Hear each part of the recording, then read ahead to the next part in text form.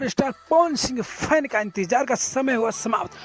Power star Pawan Singh ने इस गाने को 14 फरवरी यानी वैलेंटाइन डे के दिन वेव म्यूजिक पर सुबह 7 बजे इस गाने को रिलीज किया जाएगा, जिस गाने का टाइटल है रंग ठोपे ठोपे।